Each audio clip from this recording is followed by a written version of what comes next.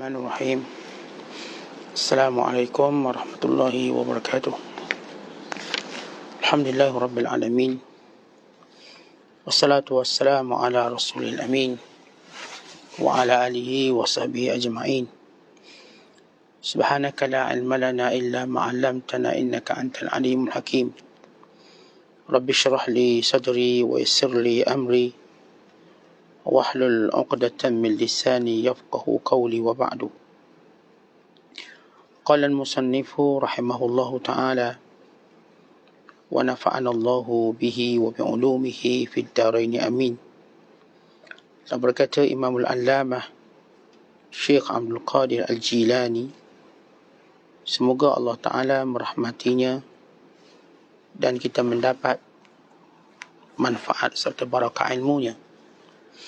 Jangan banyak bicara tanpa beramal. Celaka engkau. Engkau menghafal Al-Quran tetapi engkau tidak mengamalkannya.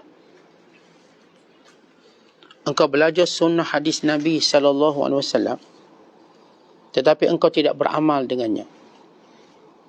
Kenapa engkau buat begitu? Engkau menyuruh orang lain tetapi engkau sendiri tidak membuat, yakni melakukannya. Dan engkau melarang orang lain tetapi engkau buat apa yang terlarang itu. Allah Subhanahu wa taala berfirman, kabura maqtan 'indallahi an taqulu ma la taf'alun. Sangat berat kutukannya di sisi Allah bila kamu mengatakan sesuatu yang kamu sendiri tiada melakukannya. Kenapa kamu berkata tetapi kamu melanggar kata-kata kamu sendiri? Apakah kamu tidak malu? Apakah kamu tiada malu? Kenapa kamu mengaku beriman tetapi kamu tidak mempercayai? Iman itu dialah yang melawan bahaya. Imanlah yang bersabar menanggung beban. Dan iman itu umpama orang yang bergeluk dan berperang. Iman juga dialah yang bermurah hati, memberi apa yang ada padanya dari dunia. Iman bermurah hati kerana wajah Allah Azza wa Jalla. Manakala hawa nafsu bermurah hati kerana wajah syaitan dan kerana tujuan-tujuan diri. Barang siapa yang tidak kenal pintu Allah Azza wa Jalla, dia akan duduk di pintu-pintu makhluk. Barang siapa yang menyia-nyiakan jalan Allah Azza wa Jalla dan sesat daripada jalan Allah, tentulah dia akan duduk di pintu-pintu makhluk.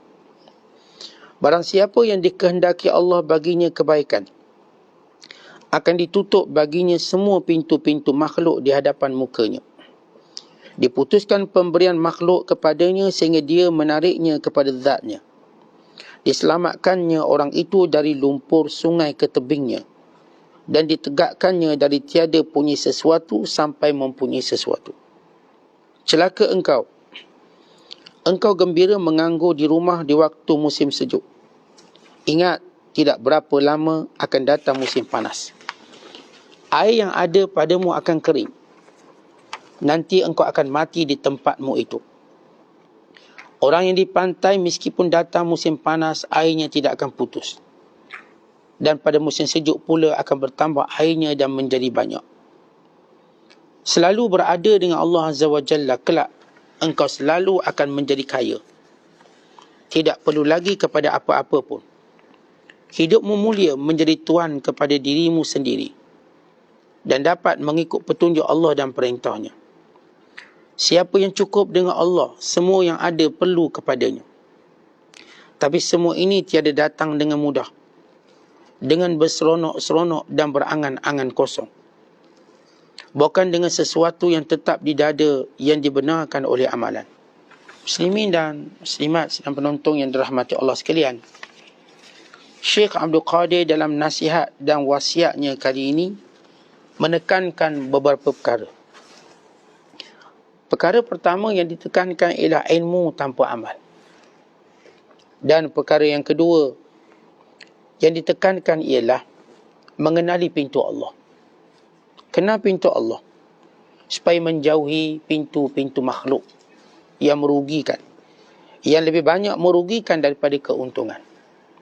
Dan yang ketiga, Syekh Abdul Qadir menyebut tentang golongan yang tidak buat apa-apa persiapan dan persediaan, yang merasa cukup dengan apa yang dia ada sehingga datang bala bencana mengeringkan segala yang dia ada dan meletakkan dia dalam penderitaan dan dalam keadaan kesengsaraan.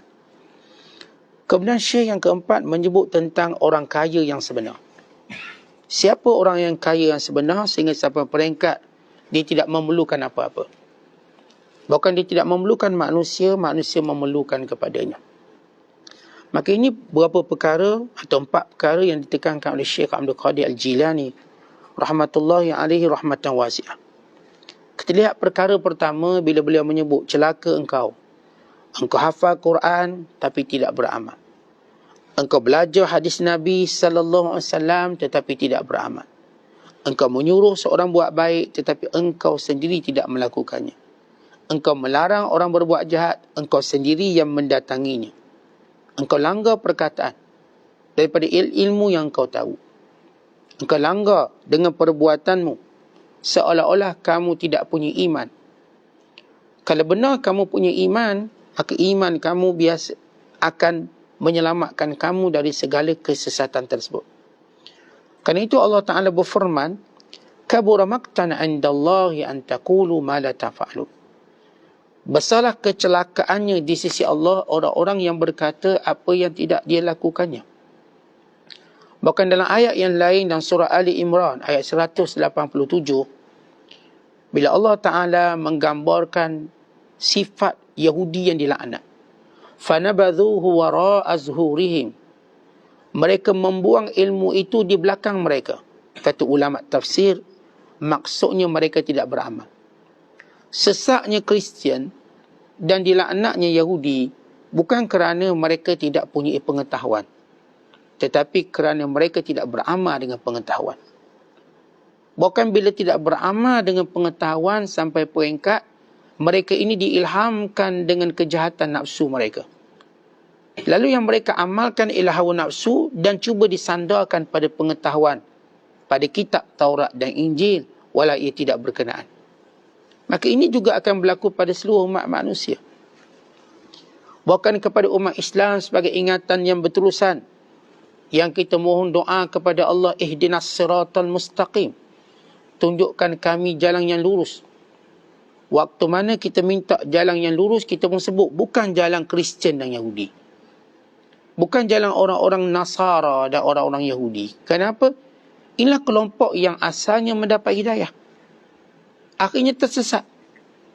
Walau masih ada kitab, walau berbangga dengan kitab, akhirnya kitab itu sendiri diselewengkan. Dan bila mana mereka selewengkan, tiada lagi penghormatan pada kitab-kitab tersebut. Allah Ta'ala pelihara umat Islam dan orang Islam dan memelihara wahyu yang diturunkan. Kita tak boleh pegang Quran melainkan dengan berwuduk. La yamassuhu illa al-mutahharun. Mesti bersuci, berwuduk, beradab, berakhlak, untuk menunjukkan kesiapsiagaan kita beramal dengannya.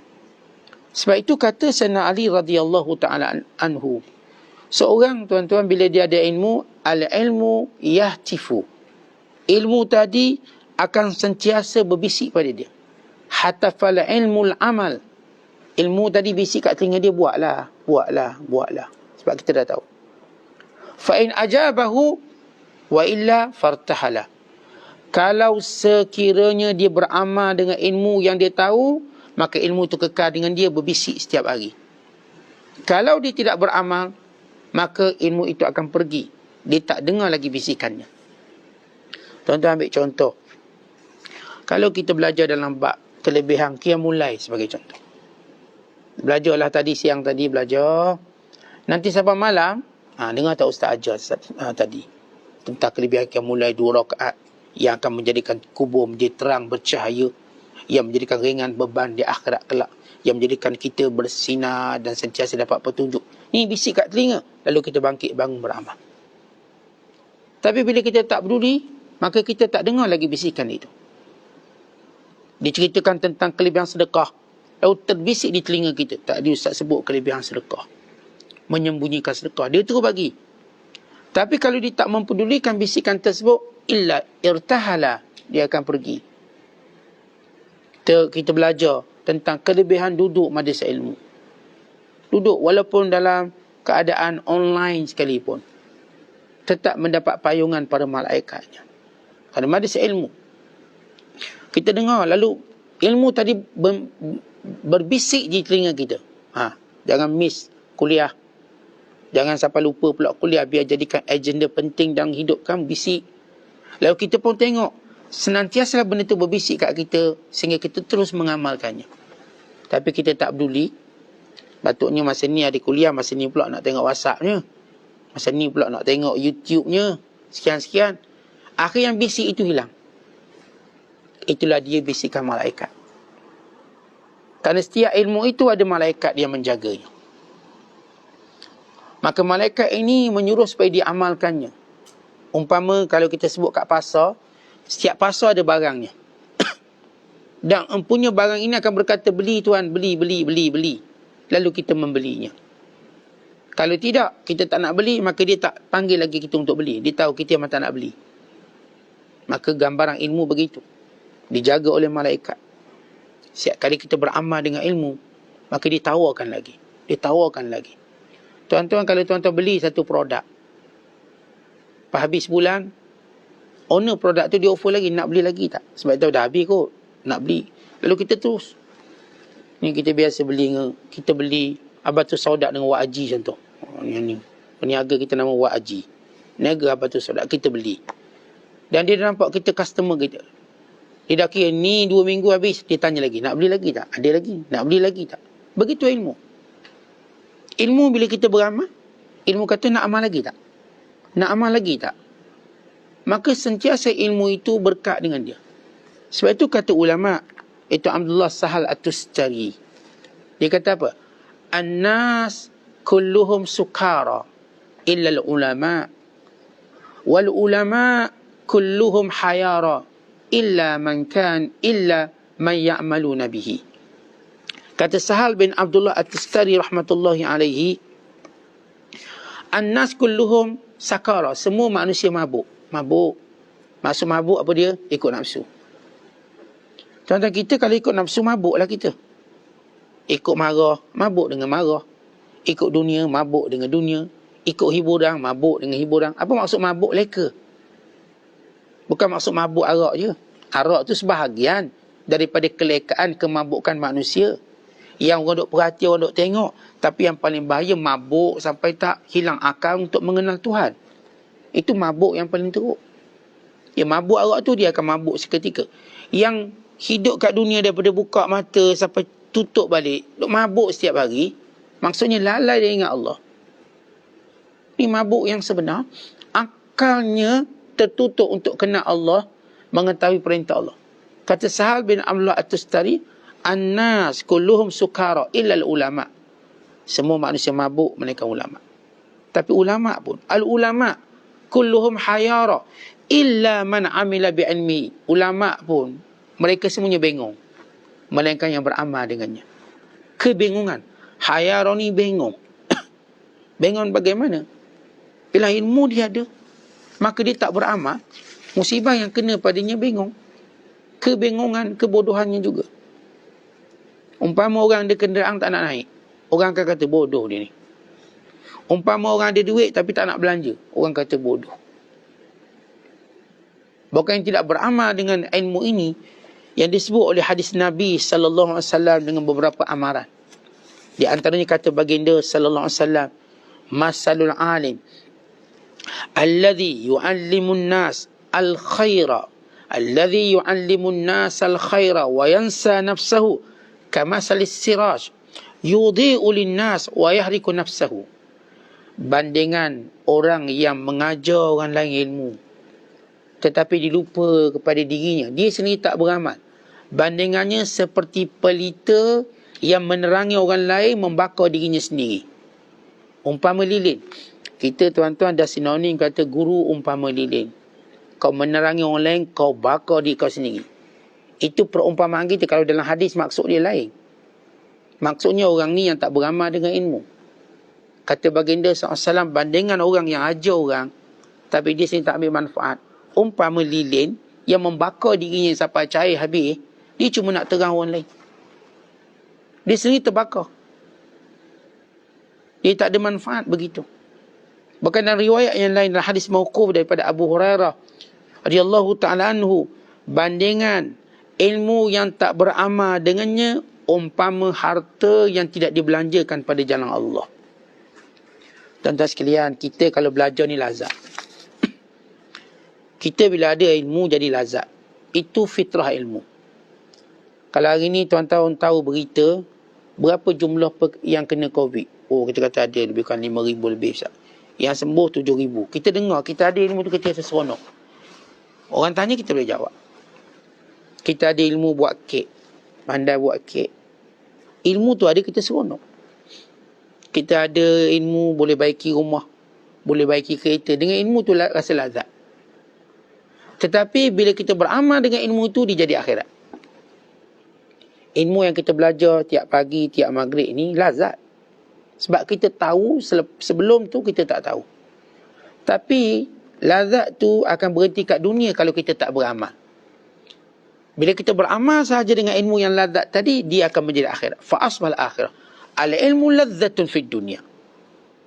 Wa idza amila bihi, ilmu itu ialah kelazatan dunia. Kalau dia beramal dengannya, maka jadilah akhirat. Kita belajar bab solat. Taklah rukun solat 13, 17 belajar ni. Ini fardu wudu 6, kita belajar. Seronok. Bila kita beramal dengannya, jadi akhirat. Waktu tuan-tuan tahu itu cuma kelazatan. Kita mengaji kitab, kita bertalaki kitab, lazat. Tetapi bila mana kita beramal, boleh jadi akhirat. Kerana itu Syekh Abdul Qadir menyebut, kenapa kamu ni kata tahu tapi kamu langgar? Tak malu ke? Kerana setiap ilmu dengan amalnya menjadi iman. Iman tu apa tuan-tuan? Amal. Amal soleh itu iman. Ya, memang dalam definisi iman ialah keyakinan dengan apa yang dibawa oleh Allah, dengan apa yang dibawa oleh Nabi SAW, membenarkannya. Tetapi antara cabang iman itu ialah beramal dengannya. Iman jadi kuat sebab amal. Sebab itu kita bila baca Al-Quran, Allah menyebut, innal ladzina amanu wa amilus solihat. Sesungguhnya orang beriman dan beramal soleh. Sesungguhnya orang beriman dan beramal soleh. Wal asr innal insana lafi khusr illa alladhina amanu wa amilus solihat. Demi masa semua manusia dalam kerugian melainkan orang yang beriman dan beramal soleh. Sebab itu kalau kita ada ilmu lalu kita langgar kata-kata kita, maka ingat amaran Nabi sallallahu alaihi wasallam. Nabi kata, pada malam aku dimi'rajkan di langit, aku melihat kelompok lelaki yang bibirnya tebal. Lalu mereka menggunting bibirnya dengan gunting daripada api neraka. Lalu kata Nabi SAW, aku bertanya, wahai Jibril, man haula? Itu mereka ataupun siapa mereka itu semua? Maka jawab Jibril alaihissalam. Jibril kata, itu adalah khutaba min ummatika alladhina yakuluna wa la yaf'alun wa yakra'una kitab Allah wa la ya'malun. Rawahul Baihaqi. Bila Rasulullah bertanya, wahai Jibril, siapa orang yang mengguntingkan bibir-bibirnya dengan gunting daripada api neraka? Oh, itu juru cakap umatmu, wahai Muhammad. Mereka ini bercakap, tapi mereka tak buat. Mereka baca Quran, tapi tak beramal dengan Quran. Itulah mereka. Dan Tuhan baginda sallallahu alaihi wasallam telah diperlihatkan sekelompok umatnya yang bercakap, tapi tak buat. Yang baca Quran, tapi tak beramal. Bayangkan kelompok ini mendominasi masyarakat. Sebab itu kata ulama, antara tanda ilmu itu diangkat ialah tidak diamalkan. Ya, kita dengar ramailah para sarjananya, kita dengarlah ramai orang yang disebut sebagai fuqahanya, ulamanya, tetapi kita tidak melihat daripada mereka amalan-amalan. Melainkan mereka bersaing dengan ahli dunia untuk juga mencari dunia. Melainkan mereka dalam amalan mereka sama seperti orang lain. Tidak pula kita melihat mereka teringat akhirat. Maka ini golongan-golongan yang membawa musibah kepada umat. Sebab itu di hari akhirat kelak akan ada satu kelompok manusia yang dicampurkan dalam neraka, dalam keadaan terburai isi perutnya. Lalu dia mengelilingi usus-ususnya. Ini keluar perut, isi perut dengan usus. Dia pun keliling bagaikan kaldai yang keliling. Kalau tuan-tuan tengok, ada dalam sistem pertanian, mereka letak kaldai untuk ambil air daripada sungai. Keliling. Nanti dalam neraka ada orang tu yang dikeliling isi perut dia. Lalu ahli neraka bertanya, kamu ni kami kenal. Bukankah kamu dulu suruh orang buat baik, cegah orang buat munkar? Dia kata benar. Kuntu amuru bil ma'ruf wala atih. Betul. Aku dulu suruh orang buat baik, tapi aku sendiri tak buat. Dan aku dulu mencegah orang buat perkara munkar, tetapi aku buat. Kerana itu aku dimasukkan dalam neraka. Bahkan Imam Ahmad meriwayatkan dalam kitab Zuhudnya, bila ahli neraka ni tuan-tuan dah kena seksa macam-macam, tiba-tiba dimasukkan seorang bersama mereka dengan bau busuk yang amat busuk. Lalu kata ahli neraka, siapa kamu ni? Dahlah kami terseksa dengan neraka, terseksa pula dengan bau busuk badanmu. Maka dia menjawab, akulah orang yang ada ilmu tapi tak beramal. Akulah orangnya. Dulu ada ilmu tapi tak beramal. Dan ini amaran yang keras, supaya kita dengan setiap ilmu kita tadi, kita beramal. Sebab itu Ibrahim bin Adham rahmatullahi alaihi pernah ditanya, wahai Ibrahim, kami baca Quran di mana Allah berfirman, ud'uni astajib lakum. Kau minta dengan aku bagi. Tapi kami minta, kenapa Tuhan tak bagi? Dalam Quran sebut, kau minta, aku bagi. Tetapi kenapa kami berdoa, kami tak dapat apa yang kami nak? Lalu kata Ibrahim bin Adham rahmatullahi alaihi, li khamsati asya', sebab 5 perkara. Kerana 5 perkara inilah kamu doa siang malam pagi petang, kamu doa senang dan waktu susah, kamu doa di masjid dan di rumah, kamu doa kat Mekah dan kat Madinah, tapi tak diperkenankan. Kerana apa? Kerana sebab 5 perkara. Lalu kata Syekh Ibrahim bin Adham, yang pertama, araftumullah falam tuaddu haqqahu. Kamu ni kenal Allah, tapi apa dia hak Allah yang kamu berikan? Kita hak manusia kalau appointment duk jaga sangat. Hak manusia kalau kena datang musyarat duk jaga sangat. Nanti tak datang kena marah. Nanti tak naik pangkat. Hak Allah yang kamu tahu, kenapa kamu tak tunaikan? Hak solat di awal waktu. Hak mengenali Allah. Hak mengeluarkan zakat. Hak menyampaikan dakwah biar manusia kenal Allah. Kamu tak buat. Sebab itu doa tak mustajab. Yang kedua, kata Syekh Ibrahim bin Adham, qara'tumul Quran. Kamu ni baca Quran. Falam ta'malu bima fi, tapi tak beramal dalam Quran. Ada orang tuan-tuan duk baca Quran yang ditekankan tarannum. Ada orang yang baca Quran yang ditekankan hukum tajwid. Ada orang yang baca Quran yang ditekankan kefasihan fasahah. Ada orang baca Quran yang ditekankan ibtida, wakaf dan ibtida. Ada orang baca Quran yang ditekankan banyak mana khatam sebulan. Tapi berapa orang yang baca Quran yang ditekankan untuk beramal dengannya? Berapa orang? Kesungguhan kita, bila mana kita baca Quran, bukan sekadar kita nak tahu, kita nak beramal. Bila kita baca Quran, Yahudi ni musuh, lalu kita beramal, kita tak akan percaya Yahudi. Sebagaimana Allah melaknat Yahudi, kita akan melaknatnya. Itu semua sumber-sumber Yahudi, kita kena berhati-hati. Baik sumber perniagaannya, baik sumber makanannya, baik sumber ilmunya. Kerana mereka bangsa dilaknat, mereka ada agenda tersendiri. Orang lain, agenda mereka nafsu. Yahudi, agenda mereka merosakkan manusia. Sama sebagaimana agenda syaitan. Agenda syaitan bukan nak hidup panjang. Dia nak pastikan manusia masuk neraka macam dia. Khususnya orang beriman. Kebanyakan manusia agenda nak panjang umur, nak murah rezeki. Tu doa biar murah rezeki, biar panjang umur. Itu agenda mereka yang terhad. Sedangkan Allah ajar kita agenda lebih besar pada itu. Untuk beramal dengan segala perintah Allah.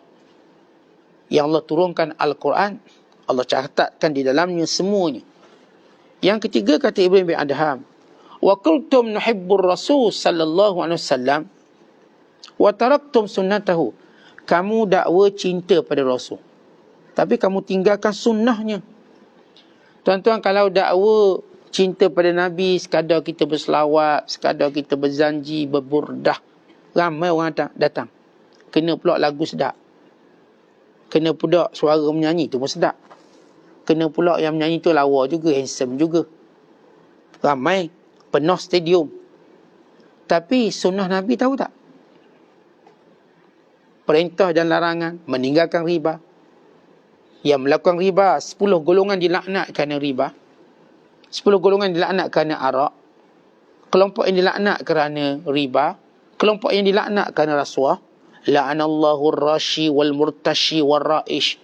Allah melaknat pemberi rasuah, penerima rasuah, orang tengah yang menjadi berlakunya rasuah. Itu sunnah Nabi. Beramal atau tidak? Setakat kita berselawat, berkumpul di stadium, kita tak kata tak bagus-bagus. Cuma kita bercakap tentang nilai yang lebih baik, lebih tinggi. Kalau dia ajak berselawat, kita datang, Masya Allah bagus. Mukaddimah tu cantik. Tapi setiap mukaddimah bukanlah pengakhiran. Umpama budak masuk sekolah dengan pakaian baru, seluar baru, kasut baru, mukaddimahnya cantik sebagai student. Tapi belum lagi dianggap pelajar kalau dia tak dengar pelajaran dengan baik dan tidak menghasilkan kejayaan. Sama juga cinta kita pada Nabi SAW. Yang mukaddimah cantik, kita berselawat, khususnya hari Jumaat, Masya Allah. Kita pergi program-program selawat, budak, Masya Allah. Tetapi sunnah Nabi bagaimana? Kita belajar tak? Tuan-tuan, hadis 40 kan tak habis. Yang disusun oleh Imam Nawawi. Itu belum cerita Riyadhus Salihin. Belum cerita kita At-Taghrib wa Tarhib. Belum cerita kita Al-Azkar. Belum cerita kita hadis Bukhari, Muslim, Abu Daud, Tirmizi, Nasai, Ibn Majah, Ahmad, Musnad Ahmad, Dailami, Al-Hakim, Naisaburi, Ibn Hibban, Al-Busti, Ibn Hajar, Al-Haythami, Ibn Hajar, Nuruddin Al-Haythami, dan banyak ulama-ulama hadis yang menyusung kita hadis. Ni sejauh mana tuan-tuan kesungguhan kita untuk mengetahui hadis. Sebab hadis ni wasiat Nabi, wasiat. Suruh dan larang, itu hadis. Suruh dan larang. Ni 7 golongan yang Nabi kata bagus, ni 7 golongan Nabi kata tak bagus. Kita sentiasa alert dengan ucapan Nabi SAW. Hadis Nabi ni bagaikan pekeliling sebagai kita sebagai penjawat awam atau kita sebagai pekerja di syarikat dan sebagainya. Hadis sentiasa keluar pekeliling ni, pekeliling. Datang pukul berapa, balik pukul berapa, buat kerja macam mana. Maka ini hadis Nabi. Yang keempat kata Syekh, wa kuntum nal'anul iblis wa ata'tumu. Kamu kata kami laknat iblis. Habis yang kamu ikut iblis. Menangguhkan kebaikan itu dah ikut iblis. Tanda kita tangguh kebaikan itu ikut iblis, bukan ikut perintah Allah dan Rasul. Dan demikian hal-hal haram yang lain. Kita kata kami laknat iblis, tapi kita ikut. Dan yang kelima kata beliau, taraktum uyubakum wa akhadhtum fi uyubin nas. Kamu kalau aib manusia cepat bercakap. Kalau aib manusia laju tangan menaik. Laju viral, laju percaya, laju like. Tapi aib kamu sendiri, kenapa kamu tak viralkan aib kamu? Kenapa kamu tidak tuding jari pada diri kamu sendiri, memarahi diri kamu? Kenapa tak buat emoji geram pada diri sendiri?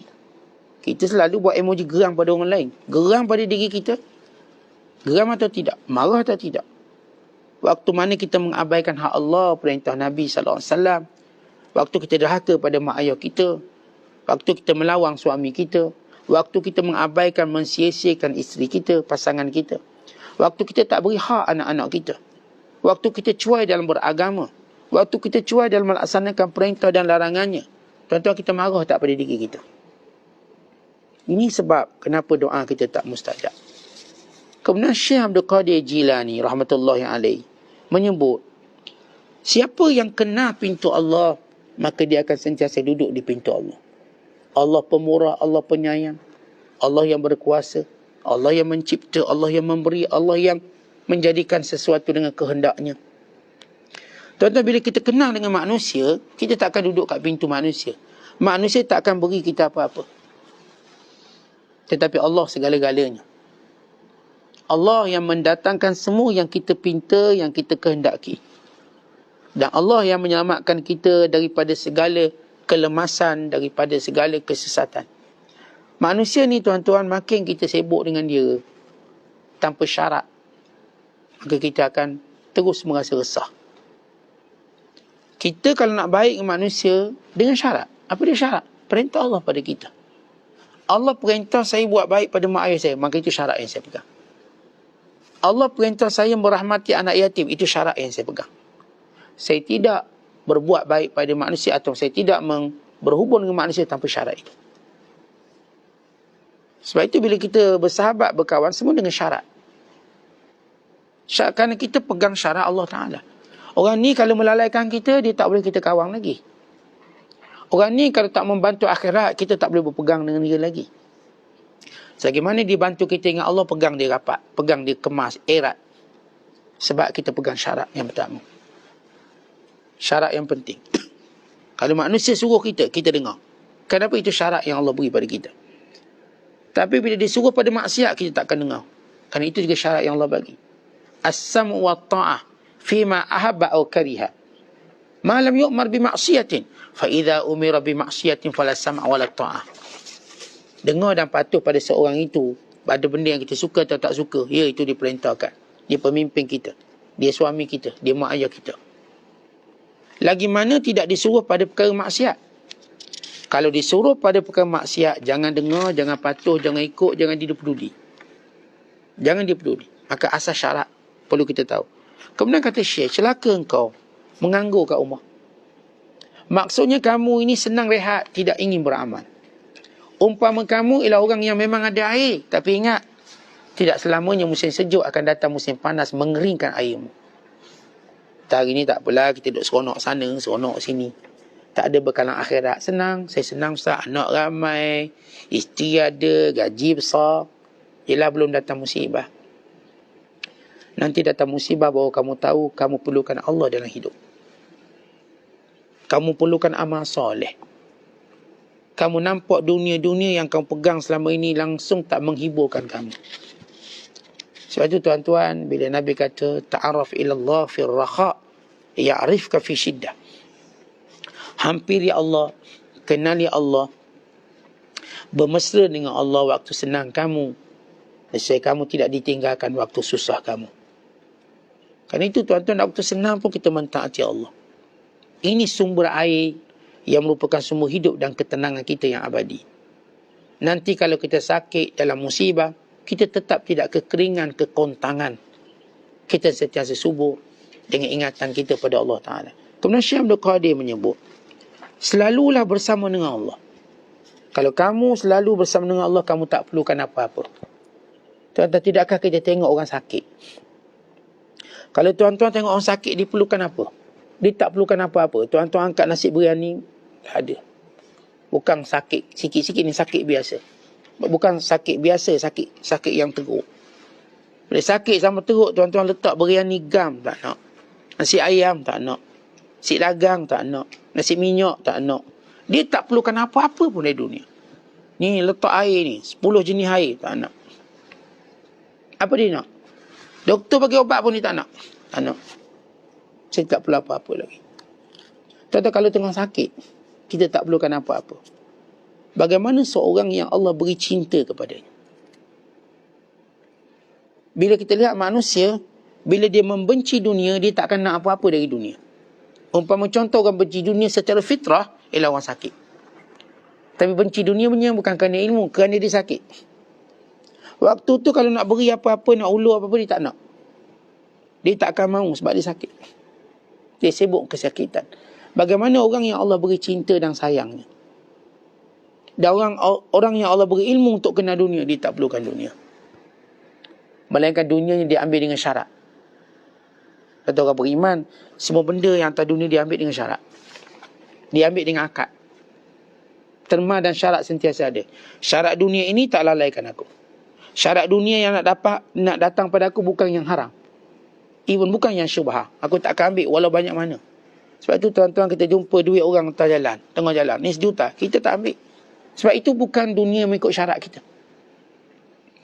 Tapi kalau kita dapat RM1 daripada jualan kita, rezeki kita, kita ambil. Sebab itu syarat kita letakkan. Yang halal, yang bersih. Ya, orang mengambil dunia dengan syarat, maka Allah akan menjadikan dia cukup daripada segala keperluan. Allah cukupkan keperluannya. Allah menjadikan dia mudah didatangi atau mudah dikhidmati. Dengan kata lain, dia akan kaya. Dengan kaya yang sebenar. Bukan kaya yang bersifat fata morgana. Nampak banyak, nampak ada segalanya, rupanya kosong dalam hatinya. Rupanya tidak mengecapi kegembiraannya. Wallahu a'lam bishawab. Assalamualaikum warahmatullahi wabarakatuh.